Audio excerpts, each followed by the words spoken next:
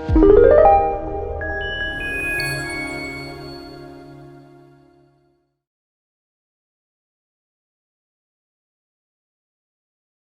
សាសនិក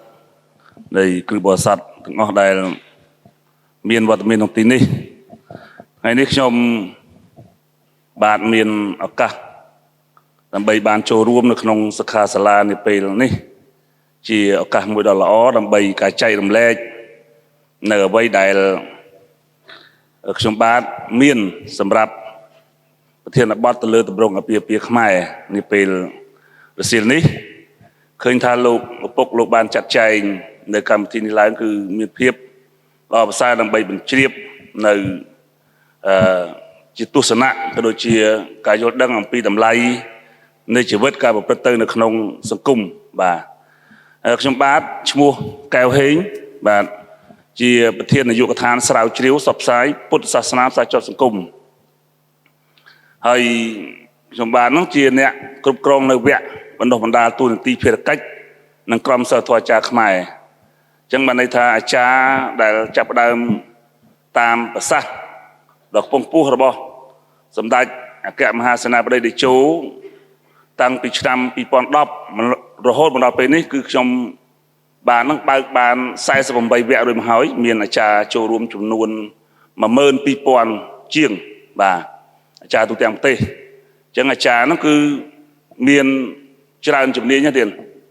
មានតាំងពីជំនាញអាពាហ៍ពិពាហ៍ជំនាញពិធីបុណ្យសពជំនាញពិធីបុណ្យផ្សេងបានន័យថាគឺជាអាចារ្យមានអាជីពវិជ្ជាជីវៈជាអាចារ្យបាទអញ្ចឹងគឺដើម្បីលោកទៅធ្វើនៅតាមមូលដ្ឋានរបស់លោកកុំឲ្យមានការខុសឆ្គងទៅនឹងអ្វីដែលប្រវេណីរបស់ខ្មែរយើងលោកបានចងក្រងទុកបាទចឹងទេមុននឹងដំណើរការចាប់ផ្ដើមកម្មវិធីធ្វើបទបង្ហាញដោយលោកឪពុកលោកបានចាត់ចែងកម្មវិធីសម្រាប់ខ្ញុំបាទហ្នឹងគឺ1ម៉ោងបាទជាង7ម៉ោងបាទដើម្បីធ្វើបទបង្ហាញដើម្បីប្រគេនជូនក៏ដូចជាសាសនិកទាំងអស់នៅក្នុងពេលនេះប៉ុន្តែមុននឹងចាប់ផ្ដើមសូមគោរពថ្លែងអំណរគុណដ៏ជ្រាលជ្រៅចំពោះឯកឧត្តមបណ្ឌិតច័យវរិនរដ្ឋមន្ត្រីក្រសួងធម្មការសាសនាដែលលោកបានអនុញ្ញាតឲ្យខ្ញុំបាទដើម្បីបានចូលរួមនៅពេលនេះបាទព្រោះខ្ញុំគណៈខ្ញុំបាទជាមន្ត្រីមុខងារសាធារណៈអញ្ចឹងតតែប្រធានស្ថាប័នលោកចាត់បានអាចអញ្ជើញមកបានទៀតណាអញ្ចឹងទេគឺមិនហ៊ានអញ្ជើញមកទេដោយសារតែស្ថិតនៅក្រោមការគ្រប់គ្រងរបស់ឯកឧត្តមរដ្ឋមន្ត្រីប៉ុន្តែដោយសារលោកឪពុកលោកធ្វើលិខិតស្នើសុំទៅឯកឧត្តមរដ្ឋមន្ត្រីលោកក៏ចាយល់ព្រមទៅតាមសំណើការស្នើសុំនៅក្នុងពេលនេះខ្ញុំប្រកាសថាខ្ញុំបាទនឹងជម្រាបអំពីទម្រង់អាពាហ៍ពិពាហ៍នេះខ្ញុំមិនជម្រាបជូនអស់ទេទៀតដោយសារតែវែងណាស់ប៉ុន្តែខ្ញុំលើកតែទម្រង់អាពាហ៍ពិពាហ៍នៅពេលបច្ចុប្បន្នហៅថាអាពាហ៍ពិពាហ៍សហសម័យអញ្ចឹងទេណាដែលបងប្អូនទាំងអស់ដែលធ្លាប់ឃើញរឿយរាល់ថ្ងៃនេះគឺខ្ញុំនឹងលើកអ្វីឲ្យចំទៅនឹងបញ្ហាប៉ុន្តែបើសិននិយាយពីអាពាហ៍ពិពាហ៍របស់ប្រវេណីរបស់ខ្មែរយើងគឺច្រើនណាស់ទៀតណៃណងច្រើនតែមែនតើប៉ុន្តែខ្ញុំលើកនឹងអ្វីនឹងបរិបទនៃសហសម័យបានន័យថាបុរាណភ្ជាប់នឹងពេលបច្ចុប្បន្នដើម្បីជូនដល់បងប្អូនសាសនិករបស់យើងទាំងអស់បានលោកបានជ្រាបបានយល់ពីបញ្ហាខ្លះបាទ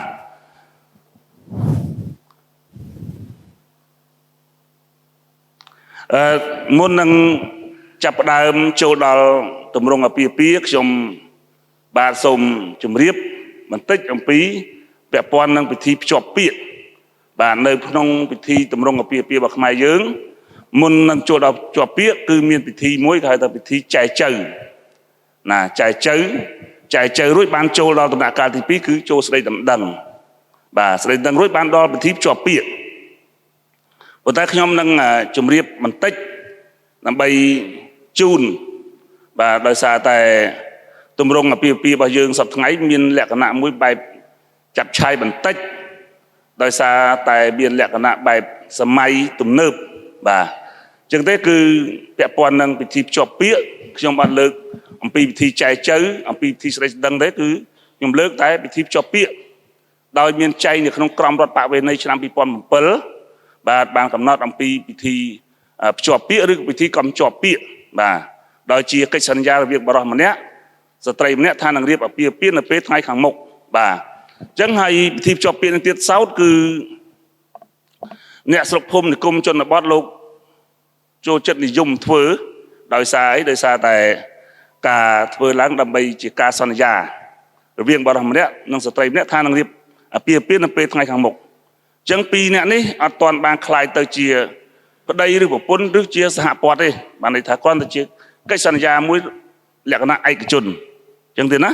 បាទលក្ខណៈឯកជនអញ្ចឹងទេបានជាពិធីនេះមានពិធីមួយដែលធ្វើដោយចម្លែកមានពិធីចងដៃពិធីចងដៃនៅក្នុងទម្រង់អាពាហ៍ពិពាហ៍ខ្មែរយើងគឺมันបានតម្រូវឬបង្ខំឲ្យធ្វើទេទៀតប៉ុន្តែដោយសារកលៈទេសៈនិងកាលសម័យទំនើបគឺពិធីភ្ជាប់ពាក្យតែងតែភ្ជាប់ឡើងដោយពិធីចងដៃដោយមេបាទាំងសងខាងលោកក៏បានកំណត់ថាការចងដៃជាចំណាំទុកដើម្បីរក្សាគ្នាទៅវិញទៅមកក៏ប៉ុន្តែក្នុងទម្រង់នេះសូមជម្រាបថាក្នុងទម្រង់អាពាហ៍ពិពាហ៍ខ្មែរមិនអនុញ្ញាតជូនទេប៉ុន្តែទំនៀមនោះវាត្រូវបានកំពុងតែធ្វើប៉ុន្តែយើងហាមអត់បានទេទៀតដោយសារតែការវិវត្តនៃបច្ចេកវិទ្យានិងបរិបទនៃសង្គមក៏បានដល់ដំណាក់កាលហ្នឹងក៏មានកម្មវិធីហ្នឹងកើតឡើងក៏ប៉ុន្តែការកើតឡើងក៏កើតទៅចុះក៏ប៉ុន្តែវគ្គបណ្ដុះបណ្ដាលទូតទីភារកិច្ចនិងក្រុមសិស្សធម៌អាចារ្យខ្មែរតែងតែសំណូមពរគ្រប់វគ្គទាំងអស់ថាសូមឲ្យពិធីភ្ជាប់ពាក្យទាំងឡាយសូមកុំឲ្យដាក់ខ្នើយមួយសូមឲ្យធ្វើដាច់ដោយឡែកពីគ្នាបាទអញ្ចឹងទេគឺអត់ឲ្យដាក់ខ្នើយមួយទេហើយអត់ឲ្យមានលេងបាយខុនចង់ដៃទេបាទបានន័យថានេះគាត់អត់ទាន់ទៅជាប្តីប្រពន្ធបានទេពីព្រោះគាត់នៅជាកិច្ចសន្យាមួយថានឹងរៀបអាពាហ៍ពិពាហ៍នៅពេលថ្ងៃខាងមុខពេលណាមួយសំគួរនេះតម្រង់ណាបាទអញ្ចឹងទេបានជាបទបង្ហាញនេះចង់ជម្រាបអំពីរូបថតហ្នឹងទៅយើងអត់ដាក់ចងខ្នើយមួយទេកាលណាយើងដាក់ខ្នើយមួយភាគច្រើនគឺសម័យខ្លួនរបស់គាត់តែងតែគិតឃើញថាកាលណាសាពះផ្ទឹមចងដៃយ៉ាងដូចនេះគឺខ្លាចជាប្តីប្រពន្ធអញ្ចឹងហើយគាត់តែងតែនៅពេលដែលចប់កម្មវិធីហើយគាត់តែងតែរស់នៅជាមួយគ្នាកាលណារស់នៅជាមួយគ្នាជាការប៉ះពាល់នឹងតម្លៃមួយនៃកិត្យានុភាពរបស់ខ្មែរយើងគឺទុំមុនស្រគៀលអញ្ចឹងទេណាអញ្ចឹងគឺខ្មែរយើងអត់ទេដរាបណាអត់ទាន់ចូលក្នុងទម្រង់អាពាហ៍ពិពាហ៍តាមបែបប្រវេណីដែលចាស់ទុំបុរាណលោកបានផ្ដល់ចាប់ដៃជ្រលក់ទឹកផ្ទិលក្បាលសំពះផ្ទឹមដល់កន្ទេលទេអ្នកនោះអត់ទាន់ខ្លាយទៅជាប្តីឬប្រពន្ធទេអញ្ចឹងទេបានជានៅក្នុងនេះគឺកន្លែងនេះមួយគឺហាមមិនអនុញ្ញាតជូននៅពេលដែលធ្វើពិធីចងដៃក៏ប៉ុន្តែតំបន់ខ្លះទៀតលោកគិតថាបើសិនជាការចងដៃទៅបានមានសេដ្ឋកិច្ចខ្លះវាជាប្រយោជន៍មួយសម្រាប់ដោះទាល់សម្រាប់ឧបត្ថម្ភទៅលើតុលើភ្នួងលើភ្ញៀវអាហារផ្សេងៗទៅអញ្ចឹងទេណាប៉ុន្តែក្នុងទម្រង់យើងគឺមិនអនុញ្ញាតជូនទេប៉ុន្តែឥឡូវនេះគឺចាប់ផ្ដើមសបោច្រើនឡើងនេះវាជាកង្វល់មួយដែលខ្ញុំបាទនឹងតែងតែការលើកឡើងជារឿយដើម្បីកុំឲ្យបញ្ហាហ្នឹងកើតឡើងសម្រាប់នៅក្នុងសង្គមហើយបានជាយើងមានការកង្វល់ដូចនេះតែងតែលើកឡើងរឿងបញ្ហានេះពីព្រោះមនុស្សទាំងអស់កាលណាមានការសំពះផ្ទឹមដូចគ្នាតែងតែគិតថាជាប្តីប្រពន្ធអញ្ចឹងភាគច្រើនគាត់រស់នៅជាមួយគ្នាបាទរស់នៅមួយគ្នាបានន័យថាទុំមុនស្រគៀលទៅហើយហ្នឹងគឺទម្រង់បែបភ្ជាប់ពាក្យហើយនេះគឺគេធ្វើឡើងនៅខេត្តសៀមរាបបាទបានន័យថាគេមានជូននៅទ្រព្យអ្វីមួយដើម្បីប្រកបចិត្តដល់សងខាងបាទបានន័យថាចិញ្ចៀនឬក៏របស់អ្វីមួយដើម្បីជាប្រចាំចិត្តដល់គូភាគីប៉ុន្តែពិធីពពាក់ចិញ្ចៀននោះនៅក្នុងទម្រង់អាពាហ៍ពិពាហ៍របស់ខ្មែរសូមជម្រាបជូនថាមិនអនុញ្ញាតឲ្យកូនប្រុសចាប់ដៃកូនស្រីពាក់មិនឲ្យកូនស្រីចាប់ដៃកូនប្រុសពាក់ទេពីព្រោះពីរនាក់ហ្នឹងអត់មានទាន់សិទ្ធិប៉ះពាល់គ្នាបានទេទៀតអត់ទេគ្រាន់ជាកិច្ចសន្យាមួយថានឹងរៀបអាពាហ៍ពិពាហ៍នៅថ្ងៃខាងមុខតែបដោះក្នុងពិធីពាក្យនៃអត្តន័យនឹងពាក្យជាប់ពាក្យ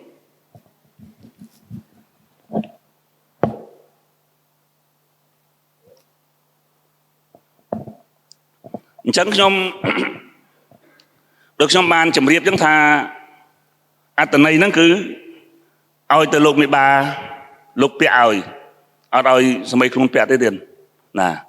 សប្តាហ៍ថ្ងៃដើម្បីបង្អួតគ្នាទេបង្ហាញថាខ្លួនបានពាក់ចិញ្ចៀនដល់គូដណ្ដឹងខ្លួនហើយជាគូជាចិញ្ចៀនមិនចាំចិត្តជីវិតនៅពេលអនាគតក៏ប៉ុន្តែតម្លៃនៃការពាក់នោះគឺសម្រាប់ទម្រង់អាពាហ៍ពិពាហ៍ខ្មែរយើងគឺអត់មានន័យទេអត់តល់តែសោះបាទអញ្ចឹងគឺគ្រប់អាចារ្យទាំងអស់ในការដឹកនាំពិធីទាំងអស់ភាគច្រើនអាចារ្យទាំងឡាយណាដែលលោកមានតម្លៃអិសរភាពអ្នកកាន់នៅប្រពៃណីនឹងបានច្បាស់លាស់លោកអត់លំបន្លំទេគឺលោកបានប្រាប់ប៉ុន្តែភាគច្រើនអាចារ្យដែលអត់តម្លៃគឺអាចារ្យទៅតាមភ្នួងហើយតែអាចារ្យកញ្ចប់ទៀតណាបាទទៅតាមភ្នួងគេហៅទៅជាមួយកុមារកជួលហ្នឹងមានមេគ្រូមានអាចារ្យមានតុកចុងភៅមានសម្ភារៈទាំងអស់ទៅមកកញ្ចប់អញ្ចឹងការធ្វើរបស់គាត់ហ្នឹងធ្វើឲ្យទៅរួចពីដៃទេហើយគាត់ខ្វល់ទេតែបើអាចារ្យហ្នឹងមិនអញ្ជើញផ្ទាល់តែម្ដងភាគច្រើនគឺអាចារ្យហ្នឹងលោកធ្វើបានមកចត់ល្អណាស់ហ្នឹងគឺតាមបែបទម្រង់អាពាហ៍ពិពាហ៍ខ្មែរបាទនេះគឺយើងឃើញថានៅក្នុងទសវត្សរ៍ឆ្នាំ1966បានន័យថាចិញ្ចៀនហ្នឹងគឺផ្ដល់ជូនទៅម្ដាយឪពុករៀងខ្លួនហើយគឺលោកបំពាក់ជូនតែម្ដងទៀតលោកអត់ឲ្យកូនប្រុសកូនស្រីបំពាក់ទេណាអញ្ចឹងហ្នឹងគឺជាបែបប្រពៃណីខ្មែរយើងកាលពីសម័យមុនបាទនេះគឺយើងយោងទៅតាមសភៅរបស់ញឹកនៅសភៅញឹកនៅហ្នឹងជាគោលជាក្បួនជាគម្ពីរដែលក្រមវគ្គបណ្ដុះបណ្ដាលទូនទីភារកិច្ចនិងក្រមសីលធម៌អាចារ្យខ្មែរលោកតែងយកនេះជាគោល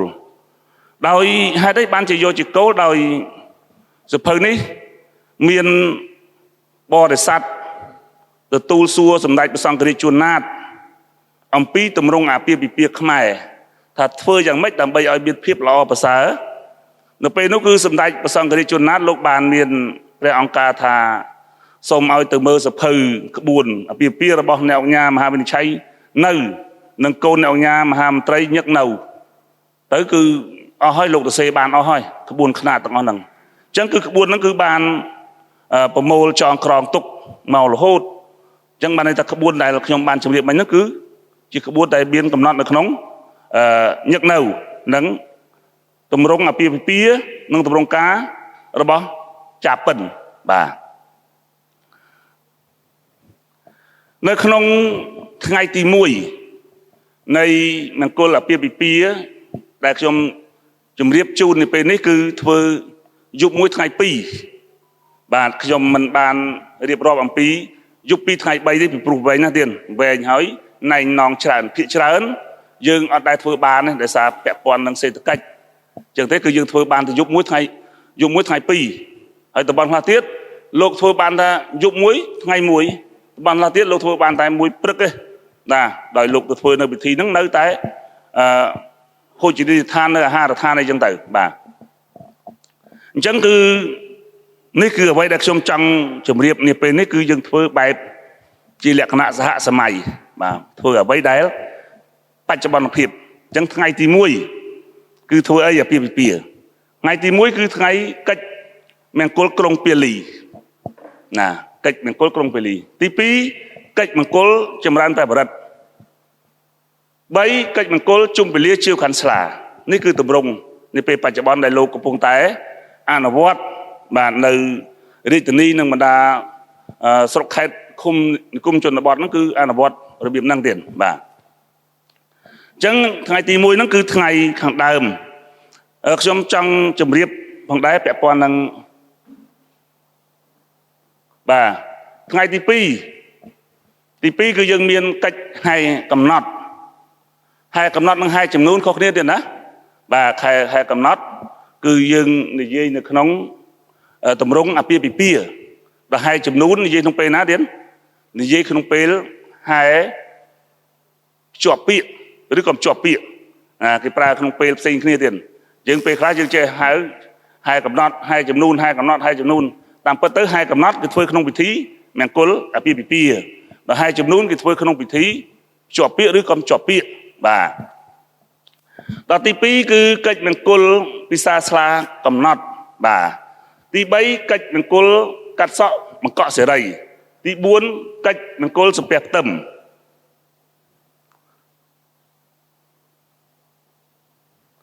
ហើយទី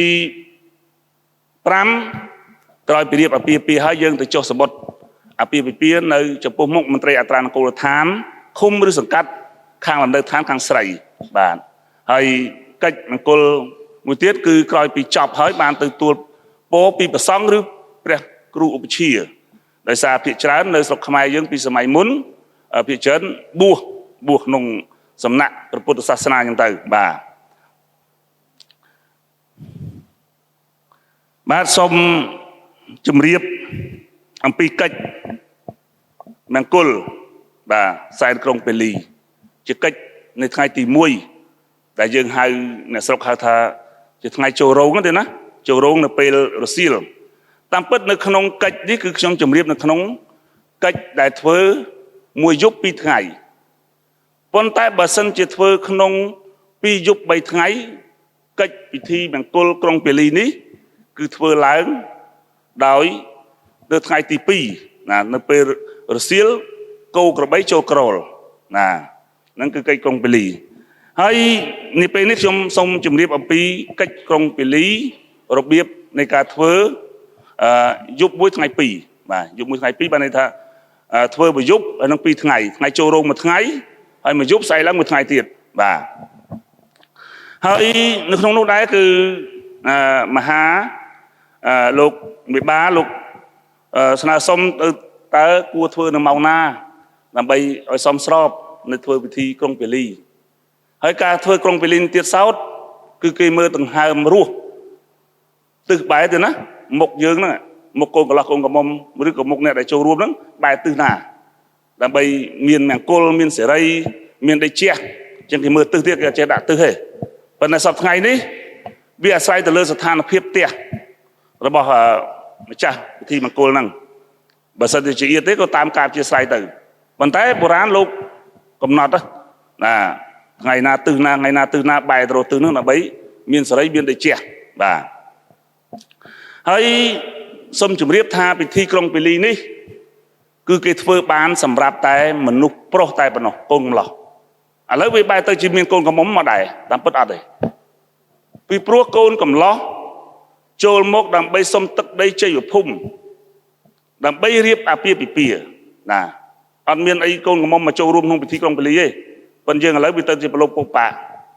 ហើយបែរទៅជាអាចារ្យខ្លះក៏លោកអព្យាស្រ័យទៅគឺឲ្យកូនកំមុំមកចូលក្រុងពាលីដើម្បីចងដៃតាមពិតអត់ទេកិច្ចមង្គលនៃពិធីក្រុងពាលីនេះសូមជម្រាបថាគឺបានតែកូនកំលោះតែប៉ុណ្ណោះក្នុងការចូលរួមធ្វើការខាងកូនប្រុសក្តីការនៅហាងក្តីការខាងកូនស្រីក្តីគឺដាច់ខាតពិធីក្រុងពាលីធ្វើបានតែខាងកូនប្រុសទេអត់មានទេបាទនេះដែលទម្រង់របស់យើងប៉ុន្តែក្រុងពាលីនេះសូមជម្រាបថាអត់ដាច់ខាតទេនៅក្នុងកិច្ចមង្គលនេះទៅតាមលទ្ធភាពរបស់ប្រជាពលរដ្ឋទូទៅ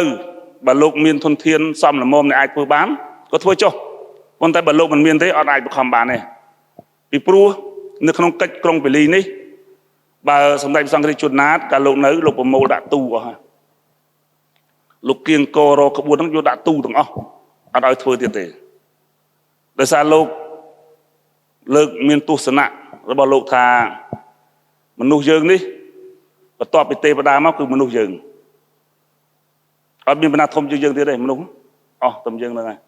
បានន័យថាពេលធ្ពុកវត្ថុអាទាំងអស់គឺអត់មានឋានន្តរស័ក្តិមកលើយើងបានទេក៏កើតជាមនុស្សទាំងអស់ហើយទាំងខ្ញុំទាំងលោកអភិបាលទាំងលោកឪពុកទាំងបងទាំងអស់បងប្អូនទាំងអស់ហ្នឹងគឺជាមនុស្សក្រក្រៃបំផុតអាហ្នឹងទស្សនៈពុទ្ធវចនាណាពលលោកសំដែងហ្នឹងថាមនុស្សហ្នឹងក្រក្រៃក៏កើតជាមនុស្សហ្នឹងបានកើតជាមនុស្សហើយក្រក្រៃនឹងបានស្ដាប់នឹងទាន់នៅសាសនាទៅទៀតពលលោកសំដែងអញ្ចឹងហេតុអីបានទៅត្រូវវកគេអត់មានវកទេអញ្ចឹងគឺអស់តែហ្នឹងក៏ប៉ុន្តែកិច្ចនៃធ្វើពិធីក្រុងពាលីនេះជំរាបថាជាបវេណីអញ្ចឹងទៀតណាជាបវេណីទេបើសិនជាធ្វើបានក៏ធ្វើទៅមិនធ្វើក៏អត់បង្ខំដែរនឹងសូមជំរាបអញ្ចឹងកុំថាការធ្វើអីបោះទៅក្រុងពាលីដើម្បីឲ្យមានភាពអធិកធមអត់ទេពីព្រោះអាស្រ័យទៅលើសេដ្ឋកិច្ចបាទពីព្រោះកន្លែងខ្លះ ក្រុងពលីមាន500មាន1000មាន2000មាន3000មាន5000បាទវាអស់តម្លៃច្រើនប៉ុន្តែបើសិនជាក្នុងករណីមានតែជ័យបស្និតមានតែធុក3ដើមអូខេអត់អីទេប្រព្រឹត្តនៃអាពាហ៍ពិពាហ៍ដំណើរការទៅបានអត់បង្ខំបាទអញ្ចឹងគឺគេមើលទៅតាមដង្ហើមរស់នៃការរៀបចំទៅលើថ្ងៃនៃការធ្វើមង្គលទាំងអស់នោះបាទទម្រង់អាពាហ៍ពិពាហ៍នៃកិច្ចមង្គលចម្រើនព្រះបរិត្តបាទបានន័យថាលំដាប់តមកទៀតត្រូវឡើងប្តឹងមេបាសូមឲ្យសម័យខ្លួនកូនប្រុសឡើងមកស្ដាប់ព្រះសង្ឃចម្រើនព្រះបរិត្តពុទ្ធមន្តរួមជាមួយនឹងកូនស្រីផងតាមពិតនេះជាការអនុញ្ញាតមួយរបស់លោកមេបាទេកូនប្រុសតាមពិតគឺអត់បសូតមុនជាមួយកូនស្រីទេអត់ទេអញ្ចឹងខ្នើយគេរៀបដាច់គ្នាអត់ឲ្យអង្គុយទឹមនេះទេបានន័យថាកន្លែងខ្លះដាក់លោកមេបាកដាលម្ដាយកូនកំមុំម្ដាយកូនកំឡោះហើយនៅកដាលអញ្ចឹងកូនកន្លោះកូនកំមុំនៅខាងព្រោះពីរនាក់ហ្នឹងអត់ទាន់មានសិទ្ធអីអង្គុយទឹមគ្នាបានទេពីព្រោះអត់ទាន់បានហែជំនូនភពភាបណ្ដាការចូលមកស្ដីដណ្ដឹងនិយាយជើងការនៅឡើយទេអត់ទាន់ទេអញ្ចឹងនេះឲ្យអង្គុយឆ្ងាយទៅសិននៅសម័យមុនសូមជម្រាបបន្តិចការ2យប់3ថ្ងៃពិធីសូត្រមន្តនេះគឺអត់មានមកសូត្រជុំគ្នាទេទៀតបានន័យថាកូនប្រុសសូត្រមន្តនៅរោងផ្កាស្លាកូនប្រុសមានរោងផ្កាស្លាមួយសម្រាប់សូត្រមន្តភ្ញៀវខាងកូនប្រុសមកជ្រុកនឹងហើយឥឡូវហ្នឹងលែងមានហើយទៀតរោងផ្កាស្លាលែងមានហើយដោយសារភាគច្រើនវាយខ្មោះទៅចេញទៅត្រយទៅ2នាក់ហ្នឹងចេញវាបន្ទប់ទៅមួយហ្នឹងហើយពីដើមអត់ទេទស្សវត្សឆ្នាំ80 90គឺប្រកាន់ណាស់ទៀតប្រកាន់ណាស់អត់អាចនៅបន្ទប់ជាមួយគ្នាបានទេបាទគឺចាស់បុរាណលោកនៅតែមានតម្លៃគិតអំពីតម្លៃឥស្សរភាពមួយនៃតម្លៃនៃការរស់នៅជីវិតសមភាពស្មារភាពនេះគឺទៅលើតម្លៃគឺ gender ស្ត្រីហ្នឹងធំណាបាទអញ្ចឹងក្នុងនេះគឺសូមជម្រាបដែរថាកិច្ចមង្គលនៃពិធីចម្រើនព្រះបរិត្តនេះចម្រើនព្រះបរិត្តសូមជម្រាបតិចគឺនិមន្តព្រះសង្ឃណា4អង្គ5អង្គទៅមកសូត្រស្វាត់ជាយដើម្បីឲ្យពរជ័យមង្គលដល់កូនប្រុសស្រីដែលរៀបការរយៈពេលខាងមុខហ្នឹងគឺសម្ដែងព្រះបរិត្តហ្នឹងគឺជាឈ្មោះភាសាបច្ចេកទេសមួយនៃពុទ្ធសាសនាបាទអញ្ចឹងទេគឺក្នុងពេលហ្នឹងដែលយើងឲ្យចាប់ផ្ដើមឲ្យតម្លៃទៅលើស្ត្រីយកស្ត្រីជាធំគេហៅថាមេត្តាធិបតេយ្យយកស្រីជាធំចាប់ពីថ្ងៃចាប់ពេលក្រុងពលីនឹងសូត្រមន្តទៅស្ត្រីដើរតួជាមេត្តាធិបតេយ្យយកស្ត្រីជាធំស្ត្រីនៅខាងស្ដាំដៃបុរសជាដរាបរហូតក្នុងពិធីមង្គលណាក៏ដោយលើកលែងតែពិធីមង្គលមួយសំពះផ្ទឹមចង់ដៃទេដែលស្ត្រីមកខាងឆ្វេងវិញដោយខ្មែរយើងយកស្ត្រីជាធំគេហៅថាមេត្តាធិបតេយ្យណាធំណាសម័យកាលណាក៏ដោយគឺស្ត្រីនឹងធំទាំងអស់សពថ្ងៃក៏នៅតែធំដែរណាមេត្តាធិបតេយ្យហ្នឹងគឺសង្គមនៅតែឲ្យតម្លៃថាស្ត្រីជានារីរតនៈណារហូតដល់រដ្ឋាភិបាលលោកលើកថាស្ត្រីគឺជាឆ្អឹងខ្នងនៃការអភិវឌ្ឍណាអញ្ចឹងខ្ញុំនឹងជម្រាបថាហេតុអីបានជាតម្រង់ទាំងអស់ត្រូវហាមឃាត់មិនអនុញ្ញាតជូនឲ្យបរោះមកខាងស្ដាំហេតុអីឲ្យស្រីស្ដាំប៉ុន្តែសូមជម្រាបថាមានតម្រង់អាចារ្យខ្លះដែលលោកទំយើទៅលើអំណាចនិងទ្រព្យយសពេលខ្លះឲ្យកូនប្រុសនៅស្ដាំប៉ុន្តែក្រសួងធម្មការសាសនាមិនអនុញ្ញាតជូនទេដោយយោងទៅលើសភៅក្បួនពីបុរាណទាំងអស់ដែលកំណត់យកស្ត្រីជាស្ដាំគ្រប់មង្គលពិធីមង្គលទាំងអស់បាទអញ្ចឹងទេគឺក្នុងទម្រង់ហ្នឹងបានជាគេហាមទីទៀតខ្ញុំនិយាយចូលដល់ទម្រង់ពីឥឡូវបើខ្ញុំនិយាយពីទម្រង់ពាក់ព័ន្ធនឹងពិធីព្រះបរិត្តសិនណាដើម្បីជូនជ្រាបបាទអញ្ចឹងគឺនៅពេលសូត្រមន្តហ្នឹងគឺស្ត្រីនៅស្ដាំអត់អាចអង្គុយឆ្វេងបានទេស្ត្រីគឺនៅស្ដាំចាប់ដើមធំពីដឹងទៅរហូតហើយប៉ុន្តែបងខ្លះទៀតសូមជម្រាបថាគឺនៅខាងឆ្វេងនេះដោយគេឲ្យប្រុសធំជាងដោយសារយុស័កបុណ្យតនៈ តរន្តរស័យគេខ្ពស់ជាងទៅគេឲ្យប៉ុន្តែសម្ដេចតេជោលោកធ្លាប់មានប្រសាសន៍គឺនៅឆ្នាំ2013នៅកោះពេជ្រលោកសុំថាឲ្យតកូលលោកតែមួយទេតកូលលោកគឺបរោះនៅខាងស្ដាំកែប៉ុណ្ណឹងគឺឲ្យដូចក្រសួងធម្មការទាំងអស់គឺស្ត្រីស្ដាំទាំងអស់ប៉ុន្តែនៅមានមួយមានអុកញ៉ាមានអ្នកធំអ្នកតូចអីទាំងអស់ហ្នឹងភាគច្រើនយកអាចារ្យខាងបរមរាជវាំងទៅយកទម្លាប់ហ្នឹងដែរដាក់ប្រុសស្ដាំដែរតែខាងក្រសួងដាច់ខាតហើយមិនអនុញ្ញាតជូនឲ្យកូនប្រុសនៅស្ដាំទេគឺកូនស្រីជាអ្នកនៅខាងស្ដាំគឺលើកតម្លៃទៅជាមេត្តាធិបតេយ្យបាទ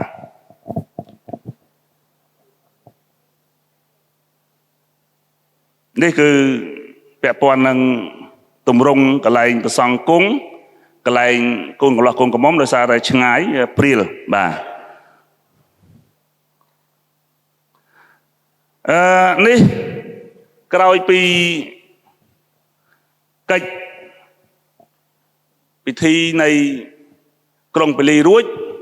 មានកិច្ចមង្គលសែនចងដៃតូចមួយណាគេហៅថាព្រេន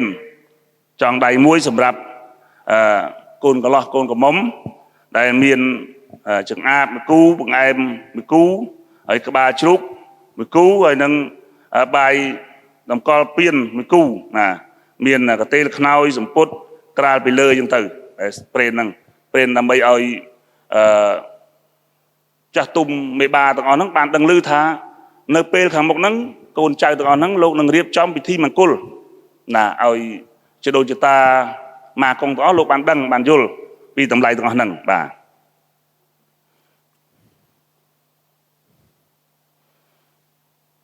បន្តមកទៀតគឺនៅពេលយប់គឺយើងរៀងផ្លែឈើបាទ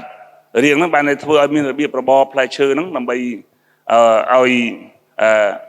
មិនជាកាត់ផ្លែឈើទេគឺរៀងផ្លែឈើដើម្បីរៀបចំទទួលលោកមេបាអញ្ជើញមកពីខាងឆ្វេងខាងស្ដាំអីចឹងទៅដើម្បីបានទទួលការទទួលទានហើយដើម្បីឲ្យបានល្អដោយឡែកសម្រាប់បើអ្នកមាននំចំណីជប់លៀងសាយភោជអីហើយអស់ហើយមិនបាច់ចាំរៀបចំក្បាលในពិធីនេះបាទប៉ុន្តែពេលខ្លះតំបន់ខ្លះ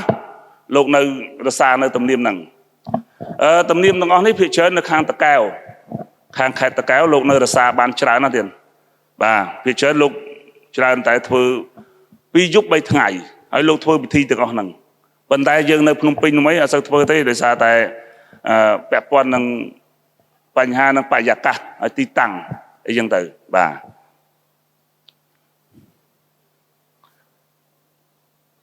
ហើយនេះគឺពិធីបុកលក្ខ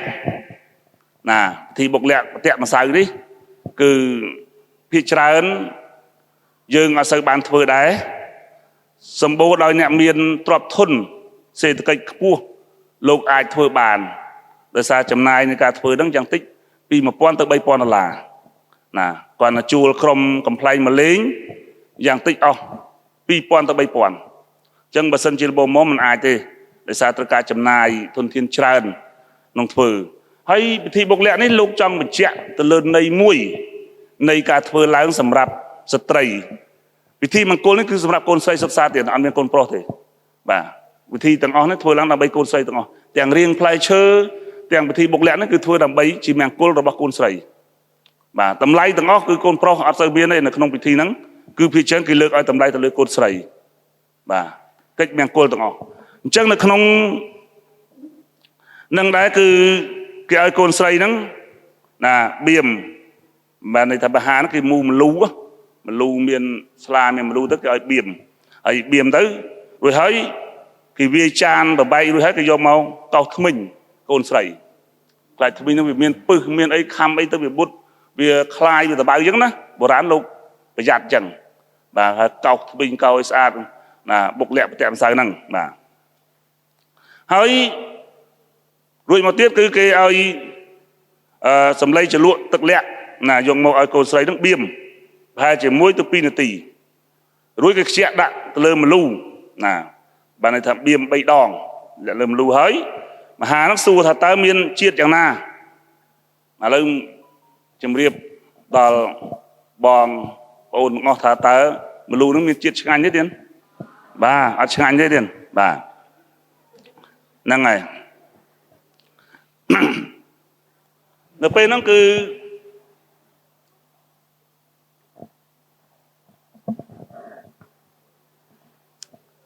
mà há xua từ con có một nông thà tới miền đô chiết chẳng na miền đô chiết là vinh kháng chu chọt kháng và tiếng nói này cứ chỉ phép là vinh chu chọt đại dương này miền xoa mây tới cứ đôi khi chẳng đây bộ rán lục bị trẻ chẳng thà cà rô nơi bài đầy cú xoa mây phèn gì nắng đôi biên mà lưu chẳng chọt phong là vinh phong chu phong chỉ vật luôn đây một cái nữa bậc mình bây giờ lấy hơi tại chỉ vật vol mà là ngày vol đây pun nó cứ pe khác cái số đây là mấy giá chỉ vật nó cứ chỉ vật biên sặc lưu xa ngày vì ăn chỉ bạc lò chẳng á rồi chiết nó prap ampi rồi chiết ta chỉ vật ta chỉ ngay rồi biên mấy prap cả chẳng mang từ lúc priệp thiệp ai còn cả mồm nó lục biên lưu biên xa nó từ hãy xua thà tới rồi chiết nó chỉ ngay rồi biên mấy chẳng bàn lục prap vinh thà rồi chiết chỉ vật nhẹ miền cu sờ cò nó đôi kia chăng bạn ở miền hiệp và cọt chia na mùi đây chẳng bạn nhẹ miền này chẳng đôi chân hỏi nhẹ tới tại miền cả ở thốt to su nơi pe đại run nơi chỉ mùi này chỉ đại củ nè đôi biên mà lưu chẳng lục rán lục priệp ao dương nó bị trà nam bị hai cà run này em tập bông đi nè còn mùi ra riêng tích tới con pin tích tới con bay tích tới con buôn tới chọp rồi đi chết cùng ban kẻ cùng ban dây lư cùng ban thòng đại cắt mốc nó xây với tập này đây chúng ta chỉ thay là to cục giang đó mong tập bông nó chỉ bị mơ khai rồi lơ phục lông khi mình nói đây miền tây dương pin nẹt cốt chắp đam bị cồn mùi tới chắp đam chu hay chót chắp đam mà chỉ bớt đó chẳng đôi lục bị ba đôi chia lục bốc bong có lục chuột thấy bành hà năng này miền Việt Nam mũi ăn to hay không chỉ bớt bia chuột đôi khi tầng chu chót là vinh prai em cứ chuột cướp cả lại để xa tầng bạn này cứ chỉ bớt đài chuột đi về bài chợ bòn chẳng lục priệp thiệp để biệp năng tiền biệp thiệp biệp năng bà ở giờ nó bị trà na bị thi bộc lẹ hơi bị thi bộc lẹ đấy xôm chùm riệp á ao nẹp play bốc ao miền là nẹp sinh bốc đấy bàn này thật lẹ nắng bốc nắng ao chài đấy ao tiết đấy bị pro lốc trong bàn này thật lẹ nắng cứ stray miền lẹ cái nà chả để ra sầm bạt cái nát câu bốc tới lẹ nắng tiết trái dạng nào mình cài rồi tới chỉ vứt chỉ cu sờ cọp đây một con đôi khi chẳng bây giờ cô không đang lẹ nó ở cái đằng lư chẳng côn thương mấy phải dắt phải dây như mấy cái mồi lẹ nó cặp búp chài giang nam mấy đôi nơi không tu sửa nặng môi tha nè riệp à pi hói ở bốc mây ở bốc mà đai là bao niên về xa khả sớm mai bút cả ban đam từ niên về xa khả nơi sọc còn đĩa cái cá hết cái từ nơi khang bò đỏ hãy ban đam thà bà niên từ nơi khang đây nơi khang ở bốc mây mà đại mây xôm niên cùng nóm lương nóng tranh cái cùng nóm lương cái châu nóng chương rương tiếng lai tiếng buông để cả lai không cru xa xôm mình chọc tâm tại không cru xa bắt đầu cho cùng ai nà đăng này sao rương thằng cái để sắp bị lư bị na bị đây máu xôm cùng cho mình dây không cru xa sao lương thằng nó việc vừa ở chết nó không cru xa dừng chiêng pi pon năm xôm chấm riệp bạn là lô ba lô bốc chiêng pi pon năm nơi tập lô đập pe bạch bòn này năng cứ tụm niêm năng cứ lô tay tay là xa mà hốt đập pe bạch bòn ở lớp xa mơ tới được sắp bị na bị đây chê khi này na gì đào này do mình gì mình vào đây máu hoặc gì mình vào pôn máu bầm chuông hết tân lử do đường cua xa nó nghe tập prap kia là cái ở chú ấy check cua xa này đôi khi này chẳng cứ tâm tới na bộ đàn lục bàn này noa muối chi ca đo ở vát muối sầm nạp ca chi vứt ca rôn này bẹp đầy củ bà hay thi thơ mình là thì bộc lẹ và tẹm sai thơ mình vậy nó cứ mình nó cứ thơ làm bay cầm mồi ប៉ះពាល់ខំឲ្យទៅមានពឹសបានន័យថាយើងតកូលខាងស្រីណាមានអាចធ្វើឲ្យប៉ះពាល់ដល់មេរោគណាមានមេរោគអីចឹងទៅអញ្ចឹងទេរៀបនោះហ្នឹងគេមានរៀបស្ការៈបូជាណាធ្វើនមស្ការរតនត្រ័យរួចអាចារ្យសូត្រណាមានកេសាលោមានអ្នកខាតន្តាតចោបានន័យថាលោកប្រតិបត្តិថាកេសាហ្នឹងគឺសក់លោមានហ្នឹងគឺរោមតន្តាហ្នឹងគឺធ្មេញតចោហ្នឹងគឺស្បែកបានន័យថាក្នុងខ្លួនយើងទេណាលោកប្រាប់ឲ្យយើងនឹងចេះសម្អាតណាសម្អាតទៅលើសក់លើរោមទៅលើធ្មេញទៅលើស្បែកនៅក្នុងខ្លួនយើងហ្នឹងលោកដាក់បុរាណដាក់ឲ្យយើងនឹងពិចារណាអំពីការរស់នៅរាល់ថ្ងៃហ្នឹងវាថ្ងៃអត់ទាន់ដែរដុសធ្មេញម្ដងដែរចិត្តគេបើដើរបានទេ5ថ្ងៃអត់ដែលមួយទឹកសោះបើនៅចិត្តគេបានទៅតែសម្អាតនឹងបុរាណលោកឲ្យតម្លៃអញ្ចឹងបាទដើម្បីបញ្ជាក់ទៅលើន័យមួយនៃការរស់នៅបែបដៃគូដើម្បីសុខដុមរមនាជាមួយគ្នាបាទដោយសារពេលវេលាខ្ញុំរៀងលឿនបន្តិចទៀតបាទ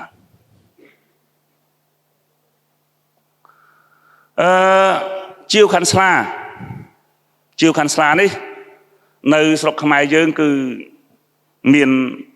4ធ្វើ4ប្រភេទជាវខាន់ស្លាមានរាជស័ក្តិឧត្តមស័ក្តិបុរាណស័ក្តិនិងភពស័ក្តិសូមជម្រាបថាស័ក្តិទាំង4នេះភាគច្រើនលោកអនុវត្តរាល់ថ្ងៃនេះជាពលរដ្ឋទូទៅលោកធ្វើតែ2ទេធ្វើតែឧត្តមស័ក្តិនិងបុរាណស័ក្តិដោយសារតែរាជស័ក្តិនោះគឺធំណាស់ទៀតសម្រាប់ខ្សែខត្តយតកូលនោះណាអំបូរខ្សាត់នោះប៉ុន្តែយើងអត់ដែលធ្វើទេពិធីហ្នឹងគឺគេធ្វើរាជជាពិសេសនៅក្នុងព្រះបរមរាជវាំងទេហើយមួយទៀតភពស័ក្តិនេះគឺតកូលទៀតណាស់ទៀតបាទបើនៅឥណ្ឌាគេថាវណ្ណៈសូត្រៈណាវណ្ណៈបាតជើងនោះនឹងបានជាយើងមិនតម្រូវឲ្យកូនស្រី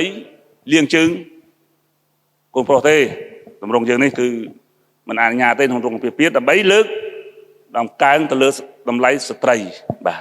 ព្រោះស្ត្រីសមភាពជីវិតស្មារភាពគ្នាអត់មានអីមកលុតជង្គង់លៀងជើងកូនប្រុសហើយដើម្បីបកស្រាយនៃសេចក្តីមួយថាដើម្បីជោគជ័យសិរីមង្គលជំរះមន្ទិលសៅម៉ងផ្សេងឈរលើដុំថ្មចិត្តធ្ងន់ដូចដុំថ្មអត់ទេក្នុងតម្រង់អាពាហ៍ពិពាហ៍ខ្មែរមិនមានទេណាជាទម្លាប់តជាប់ពីសម័យមួយទៅសម័យមួយប៉ុន្តែក្នុងក្បួនខ្នាតយើងអត់មានទេបាទអញ្ចឹងគឺចង់រសារនៅតម្លៃថាស្ត្រីសមភាពជីវិតស្មើភាពគ្នាអត់មានពីណាមួយទៅធ្វើចឹងបានទេទៀតបាទ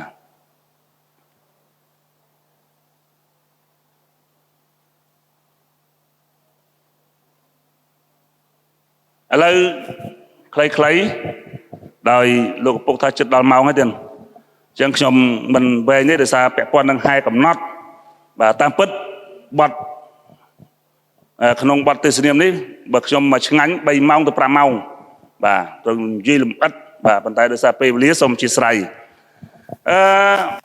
ពិធីហែកំណត់នេះគឺជាពិធីមួយត្រូវបានគេធ្វើឡើងចន្លោះពីម៉ោង6កន្លះទៅម៉ោង7កន្លះហើយពិធីនេះគឺធ្វើតាមស្រុកភូមិនិគមជនបទទាំងអស់នៅពេលដែលមានពិធីមង្គលគឺតែងតែធ្វើអត់អាចធ្វើបានហើយការធ្វើនេះគឺលោកអាចារ្យលោកមានភាពវៃឆ្លាតមួយលោកមើលទៅតាមដង្ហើមរស់ដង្ហើមអញ្ចឹងគេអត់ដែលហែបញ្ជះទឹកឬហែកាត់ទឹកទេអញ្ចឹងគេមើលក្បាលទឹកពីណាមកហូរពីណាមកមានស្ទឹងមានបឹងមានព្រែកពីណាហូរក្បាលពីណាមកគេទៅហែពីហ្នឹងមកដើម្បីសិរីសួស្តីជ័យមង្គលដល់កូនប្រុសស្រីដែលរៀបពាក្យហ្នឹងបាទហើយក្នុងពិធីនេះសូមជម្រាបបន្តិចថាទម្រង់អាពាហ៍ពិពាហ៍ខ្មែរយើងមិនតម្រូវក្រសួងមិនតម្រូវឲ្យធ្វើកម្មវិធី3ទី1ដាក់រូបថតតាំងមុខរោងអាពាហ៍ពិពាហ៍ទី2មិនតម្រូវឲ្យកូនស្រីចេញមកពាក់កម្រងការឲ្យកូនប្រុសទី3មិនតម្រូវឲ្យកូនស្រីលុតជង្គង់លៀងជើងកូនស្រីកូនប្រុសណាអត់ទេ3ហ្នឹងគឺទម្រង់ខាងក្រសួងហាមដាច់ខាតដើម្បីរក្សានៅតម្លៃស្ត្រីជាមេដាធិបតេយ្យគិតស័ព្ទរបស់ស្ត្រីហេតុអីបានជាបណ្ដោយដាក់តាំងរូបថតនៅខាងមុខពីព្រោះគេហែផុសភាបណ្ដាការមកល្បែងច័ន្ទល្បែងជ័យដើម្បី ស្ដីដណ្ដឹងលោកកូនលោកមេបាហើយđâyបានជាយើងដាក់រូបថតមុខរោងការថាពីរអ្នកហ្នឹងយកគ្នាបាត់ហើយប្រាប់គេថានេះពីរអ្នកហ្នឹងយកនេះហើយបានឈរអោបនេះមុខរោងបាត់ហើយចឹងប្រពៃណីរបស់ខ្មែរយើងมันមាននោះទេសម្រាប់ទុំមុនសគីលតោះនេះទៀតពិធីដាក់តាំងរូបថតមុខរោងការដាក់ចុះប៉ុន្តែដាក់នៅពេលដែលមានពិធីលៀងសាយភោជតោះនេះទៀតណាបានន័យថាពិធីជប់លៀងពេលល្ងាចឬក៏ពេលថ្ងៃអីដាក់ចុះនៅពេលអ្នកនងបានคลายទៅជាប្តីប្រពន្ធមានខណ្ឌស្លាកញ្ញាសំពះរួចហើយចាប់ផ្ដើមคลายទៅជាប្តីប្រពន្ធហើយដាក់តាំងចុះប៉ុន្តែនៅពេលហែផុសពីបណ្ដាការគេអត់ឲ្យដាក់ទេតោះនេះទៀតបើទៅយកគ្នាបាត់ហើយទៅការមានន័យទេបើពីរអ្នកឈរអោបនេះខ្ពិតមករោងការបាត់ហើយចឹងខ្មែរយើងមិនផ្ដល់តម្លៃឲ្យយ៉ាងនោះទេគឺយើងលើកតម្លៃលើស្ត្រីមួយទៀតហើយផុសពីបណ្ដាការមកមិនតម្រូវឲ្យកូនស្រីចេញមកទទួលកូនប្រុសដៃខាងគឺឲ្យលោកមេបាចេញមកទទួលអត់ឲ្យកូនស្រីមកទេអត់ចេញមកទទួលហើយអត់ចេញមកពាក់កម្រងផ្កាយអត់ទេពីព្រោះមហាគេអត់ទាន់បាននិយាយជើងការស្ដីដណ្ដឹងឯងកូនស្រីគាត់ឃើញប្រុសមកហេទៅដឹកដៃប្រុសចូលមកអានឹងវាស្មើអីមកអាហ៎ហ្នឹងតម្លៃចង់និយាយបញ្ជាក់អញ្ចឹងគឺអត់ធ្វើចឹងបានទេទៀតអញ្ចឹងគឺតម្រងហ្នឹងគឺហាមអត់ឲ្យធ្វើទេខ្លះទេអត់ទេចាំមកជំរាបសួរភ្ញៀវបន្តិចធ្វើឃើញទេចាំពេលល្ងាចទៅមកឃើញហើយកូនកំមុំកូនកន្លងហ្នឹងស្អាតហើយអញ្ចឹងពេលព្រឹកគេកុំឲ្យប៉ះពាល់ខូចតម្រង់ពិធីអាពាហ៍ពិពាហ៍គេអញ្ចឹងណាបងណាហ្នឹងគឺទីហ្នឹងគឺហាមអត់មានមកពាក់កម្រងផ្កាដឹកដៃកូនប្រុសហ្នឹងចូលមកផ្ទះឲ្យអត់ទេពួកគេកំពុងតែចូលមកចែកជើងដីដណ្ដឹងហ្នឹងហើយហ្នឹងតម្លៃហ្នឹងគឺឲ្យតម្លៃទៅលើស្ត្រីមួយទៀតគឺពាក់ព័ន្ធនឹងការលាងជើងតម្រង់អាពាហ៍ពិពាហ៍ខាងក្រសួងមិនអនុញ្ញាតជូនទេដើម្បីលើកតម្លៃទៅលើស្ត្រីនៅក្នុងសិភៅរបស់ញឹកនៅទំព័រ94មានសរសេរច្បាស់ថាការលាងជើងរបស់កូនកំឡោះដែលហែមកដល់ឲ្យក្មួយឬក៏ប្អូនសាច់ញាតិរបស់កូនស្រីដងទឹកមួយផ្តិលយកទៅជូនឲ្យលាងដោយខ្លួនឯងអត់ឲ្យមានកូនកំមុំលាងទេកូនកំមុំអត់មានសិទ្ធអីមកលុតជង្គង់នៅបាតទាកូនកំមុំមិនមែនជាវណ្ណៈសូត្រាបាតជើងទេបាទមិនមែនជាវណ្ណៈសូត្រាទេមិនមែនជាបាតជើងទេអញ្ចឹងសមភាពជីវិតស្មើភាពគ្នាកុំទាមទារឲ្យប្រពន្ធលាងជើងថាជាប្រពន្ធដ៏ល្អមិនមែនទេកំពុងតែឲ្យតម្លៃប្រពន្ធនោះស្មើនឹងបាតជើងណាកុំឲ្យតម្លៃរបៀបហ្នឹងគឺសមភាពជីវិតដែលបរទេសលោកឲ្យភាសាហ្នឹងថាជា gender ណា gender ហ្នឹងគឺល្អណាស់ទៀតគឺស្មើភាពគ្នាអត់មានពីណាតូចពីណាធំទេពីអ្នកហ្នឹង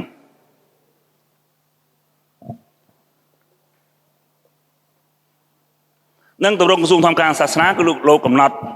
ហាមហ្នឹងមួយកិច្ចមង្គលពិសាស្លាដកហ្នឹងហើយគឺក្រោយពីចែកជើស្ដីដណ្ដឹងរៀបរាប់ប្រកបបញ្ជារួចហើយណាលោកមេបាទាំងសងខាងក៏លោកត្រូវរើគ្នាក៏មានការឆ្លើយរាក់ទាក់ជាមួយគ្នារួចហើយក៏លោកពិសាស្លាបាទខ្ញុំទៅទីទៀតដើម្បីម៉ោងខ្លីចំណុចមួយទៀតគឺពិធីមង្គលដែលពិធីមង្គលកាត់សក់កក់ស្រីហ្នឹងគឺយើងធ្វើពិធីហ្នឹងគឺជាកិច្ចមង្គលមួយល្អណាស់ណាដើម្បីកាត់សក់កក់ស្រីដោយកូនប្រុសកូនស្រីការធ្វើរបៀបនេះយើងតាមបែបប្រពៃណីរបស់ខ្មែរយើងតែងធ្វើយ៉ាងដូចនេះហើយការធ្វើនេះទៀតសោតគឺយើងមានភាពប្រកបជាមួយគឺបានន័យថាធ្វើជាតក្កណាពតណាអញ្ចឹងគឺទី1លោកអាចារ្យលោកកាត់រងាប់កន្ត្រៃសូត្រហើយលោកកាត់មុនបន្ទាប់មកលោកមេបាខាងកូនស្រីលោកកាត់ហើយបានខាងប្រុសបន្ទាប់មកលោកដែលមានអិសរយុសតាមឋានានុក្រមទៅប៉ុន្តែចូលបែបទនិញលកាអញ្ចឹងណាមកតក្កណាពតអត់បជាទេបានន័យថាបជាជីវិតតក្កណាពតវិញអញ្ចឹងគឺទៅជាតក្កណាពតឧត្រាពតវាបជាតក្កណាពតវាបដោយដូចទនិញលកាអញ្ចឹងទនិញលកាហ្នឹងគឺដំណើរនៃការប្រព្រឹត្តទៅជាតក្កណាពតជាកិច្ចនៃធ្វើបែបមង្គលឬស្រីសុស្ដីបាទ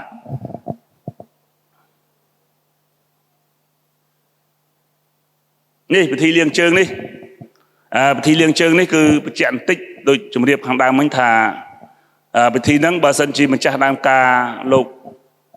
จังไอเมียนพิธีนั้นก็ถอยจ่อปันไตมันทำอะไรไอคนใส่นั้นตลอดจะกงเลี้ยงเชิงเตเอาไอคนโปรหรือคนใส่จุ่มเตอร์สเตอร์จุ่มตุ้งนำไปโยมมาเลี้ยง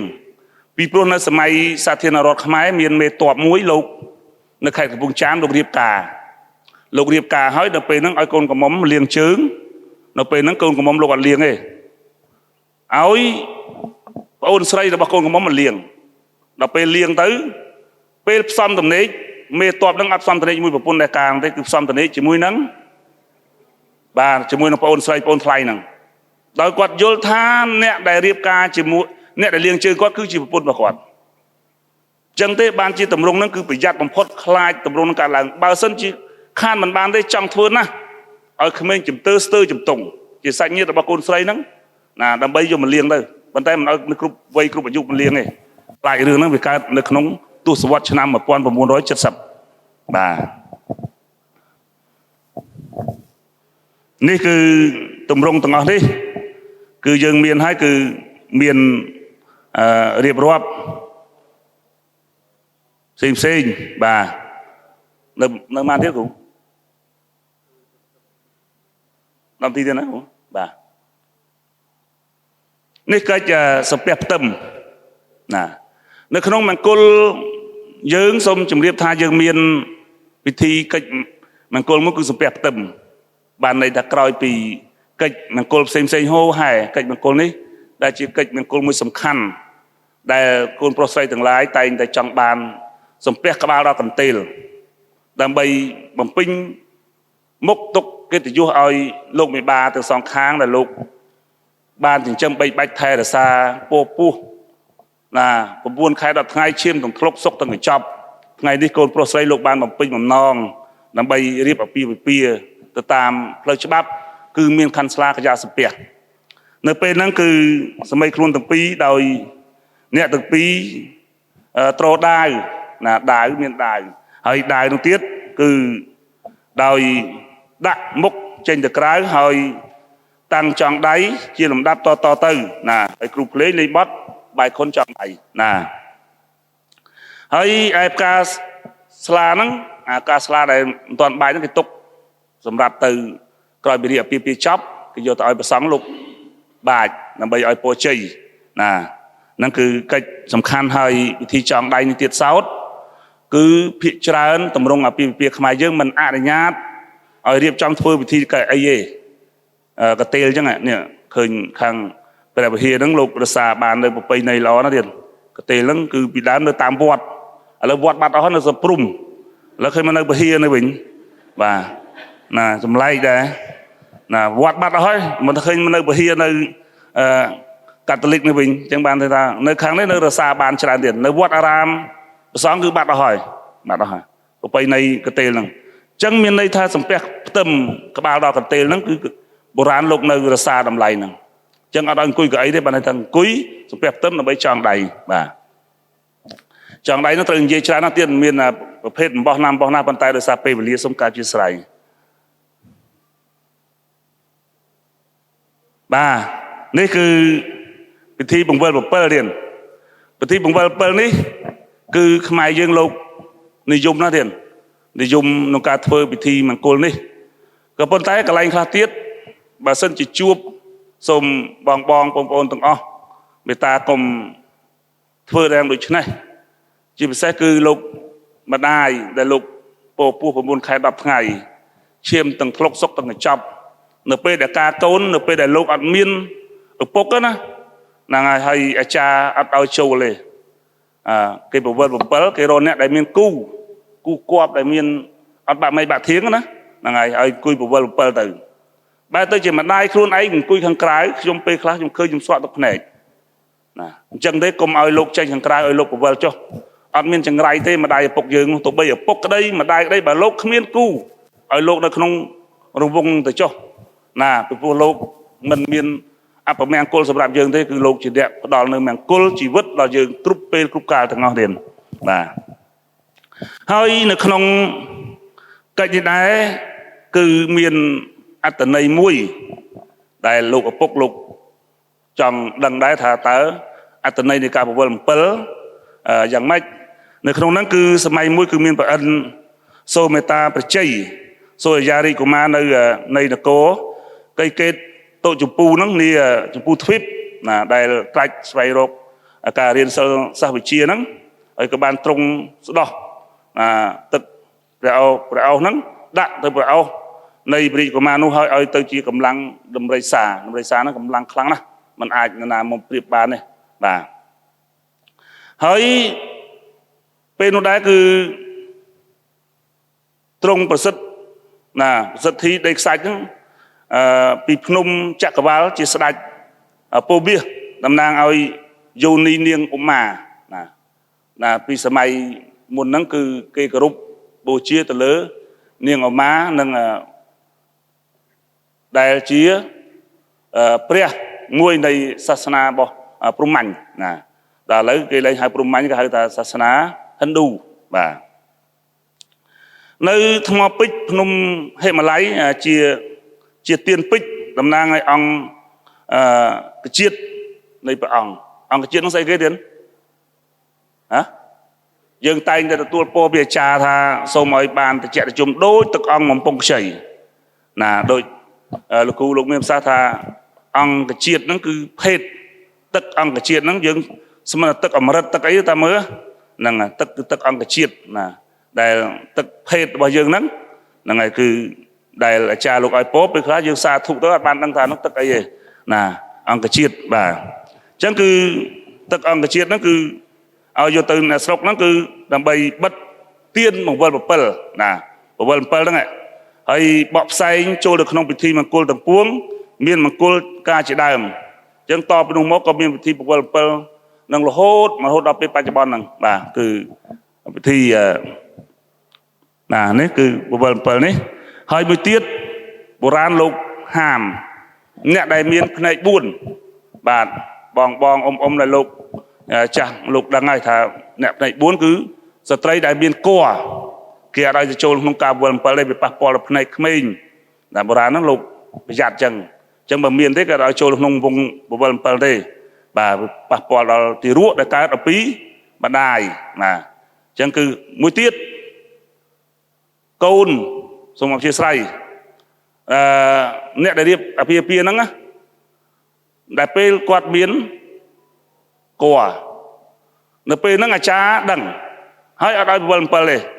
ហើយអ្នកខ្លះតាមសួរមិនបានគេមិនបង្វិល7មិនបានបង្វិល7តែគេមិនបង្វិលគេមានហេតុផលហើយតោះនេះរៀនកុំសួរអានោះទៅសួរគេអត់ប្រាប់ដែរបាទហ្នឹងហើយហ្នឹងអញ្ចឹងទៀតណាអាពេលការមិនបង្វិល7គឺរឿងហ្នឹងឯងគេអត់បង្វិលទេនៅពេលដែលកូនក្រមុំមានផ្ទៃមានគភ៌ពិធីមង្គលបង្វិល7នេះគឺត្រូវបានគេលើកចោលហើយគេអត់ធ្វើទេអញ្ចឹងអាចារ្យលោកឆ្លៀសហ៎អញ្ចឹងមេបាលោកមកខ្សឹបស្រេចហើយថាកូនខ្ញុំមានផ្ទៃណាអញ្ចឹងទេកុំឲ្យមានបង្វិលកុំឲ្យធ្វើពិធីអីណាមួយដែលប៉ះពាល់ដល់ពិធីមង្គលបាទ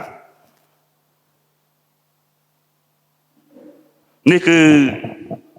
បថោងតោងស្បៃនេះដល់ខាងក្រោយហើយក្រោយពីប្រទេសសំពះផ្ទឹមចង់ដៃអីរួចរាល់អស់មកគឺបថោងតោងស្បៃហើយកិច្ចត្រូវឲ្យក្រុមពិធីការឬគណៈសម្អាងហ្នឹងគឺរៀបចំសម្ពុតឲ្យមកគូស្វាមីភរិយាថ្មីហ្នឹងឲ្យបានស្អាតល្អហើយដូចដើរ3ជុំជាតក្កណាពតបាទតក្កណាពតដូចទនិនីលកាអញ្ចឹងឃើញទេអញ្ចឹងគឺបថោងលេខបត់បថោងបថោងរួចបន្ទាប់មកគឺគ្រូអាចារ្យហ្នឹងត្រូវយកដាវឲ្យកូនប្រុសកាន់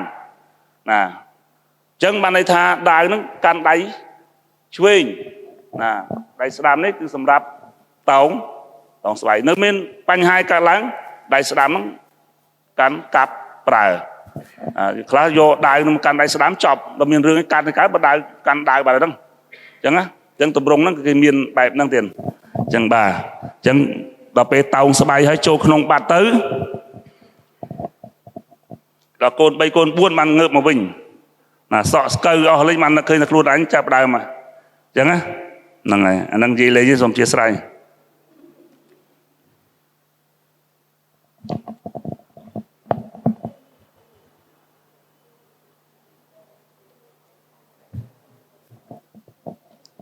បាននឹង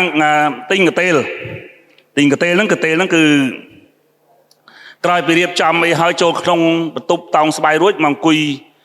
ជំនុំចំណោមហ្នឹងដើម្បីចាំទទួលទិញកតេលដែលលក់កតេលទិញកតេលហ្នឹងមានប្រាក់កែវកងបន្ទុំសូរការហ្នឹងទៅដើម្បីកើតមានការប្រាក់ការតដេកអញ្ចឹងកតេលហ្នឹងគឺគេយកកតេលហ្នឹងបាទមិនយកព្រំមូលហើយធ្វើកតេលទេកតេលកក់ហ្នឹងដែលធ្វើពីដៃអញ្ចឹងក្នុងតម្លៃមួយនៃប្រពៃណីរបស់ខ្មែរបាទអញ្ចឹងគឺនេះជាទម្រង់មួយដែរ